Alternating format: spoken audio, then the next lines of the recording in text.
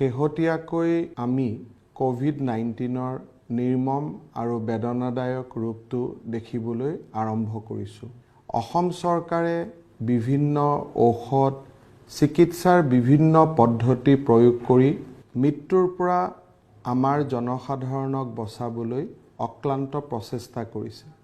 Doctor, nurse, চিকিৎসা কৰ্মীসকলে সৰ্বস্ব উজাৰি দিছে যাতে মানুহক মৃত্যুৰ মুখৰ পৰা বচাব পাৰি। আমাৰ শৰীৰৰ তেজৰ লগত থকা প্লাজমা আমি যদি কোভিড-19ত আক্ৰান্ত হোৱা লোক এজনক দান কৰোঁ তেনেহ'লে সেই লোকজনে কোভিড-19ৰ পৰা ৰক্ষা পৰিব আৰু তেওঁ সুস্থ জীৱনলৈ উভতি আহিব পাৰিব।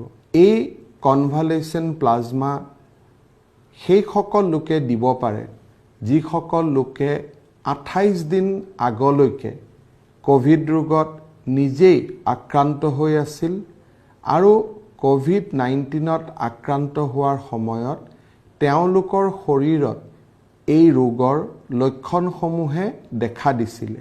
দান কৰাৰ পদ্ধতি একেবাৰে সহজ আৰু সৰল। আজি আপুনি 2জন কোভিড-19 ৰোগীৰ জীৱন ৰক্ষা কৰিব পাৰে। এনে এক ডাঙৰ আৰু মহৎ অস্ত্ৰ আজি ভগৱানে আপোনাৰ হাতত তুলি দিছেহি।